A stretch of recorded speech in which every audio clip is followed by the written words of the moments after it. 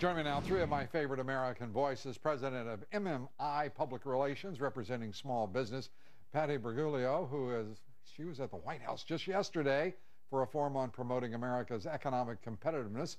We'll have a short discussion about that.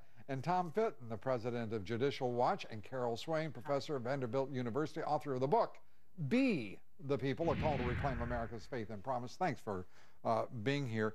I want to start first with the debate last night. Patty, who was the winner?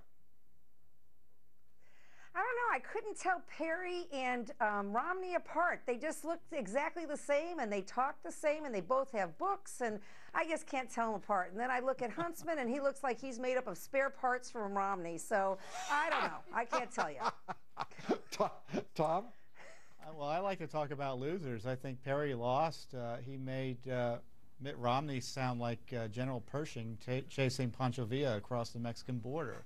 I mean, Romney ought to be very nervous about his conservative flank, and Perry hands him this opportunity to sound hardcore on immigration. It was an extraordinary development. What do you think? I think for Perry, you can stick a fork in him that it's pretty much over. And I believe that if the Republicans think that they're going to defeat an incumbent president, they better find someone else to run. I like Kane's comments. I think he would make a great vice presidential candidate. But I do believe now, why is he relegated to vice president? I mean, the man makes a lot of sense. He's got a lot of appeal.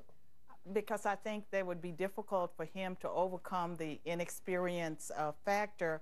We've already experienced with inexperience, then it doesn't work. You can stick the fork in that inexperience. It doesn't work. But well, Perry's got another problem, Patty, and that is this case down in Fort Worth, Texas.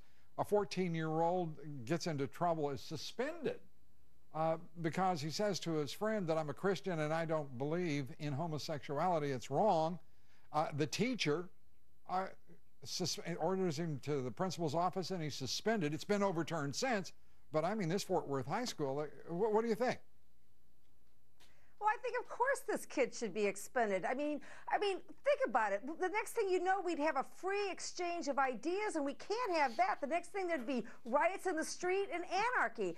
Thank goodness we have the Fort Worth School District to tell those kids how to think. I mean, just think, if they thought for themselves, what would happen? So, of course, he should be suspended. Well, you're the expert here, Tom. Your judgment.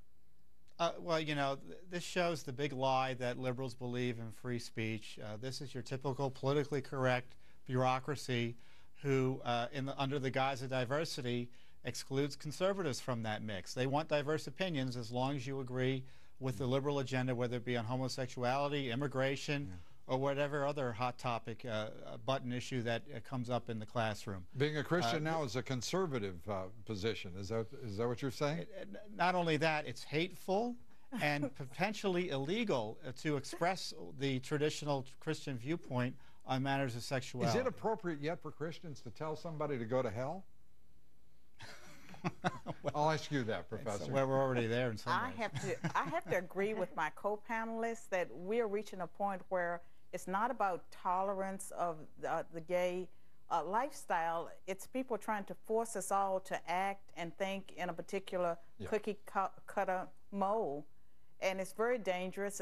Our college campuses have become dangerous places for Christians and anyone that's conservative.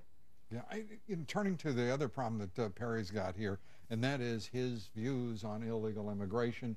Real quickly, your view, is he doing well on the issue of illegal immigration? He's totally out of the mainstream. I mean, he has dug a hole for himself. Americans don't agree with his position.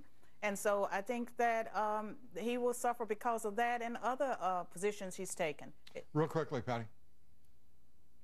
Yes, I think he's on the wrong side of this. What we need to do is we need to be handing green cards to these kids who've gone to school, who come from other countries here, they go to college, and that they're leaving with great degrees, but they can't get into this country, yet they've got great four-year degrees, but instead we're giving them tuition breaks down in Texas. It's just completely backwards. And then if they're arrested, we're going to let them get out of being deported. It's outside of what most Americans want. And Tom, you get the last word real quick, if you would.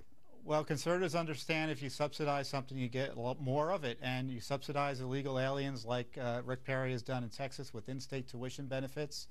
It's really outrageous that the great state of Texas is standing its reputation by misusing tax money to undermine the rule of law. All right. Tom, thank you very much. Patty, thank you. Carol, Thank you. Up next, the Environmental Protection Agency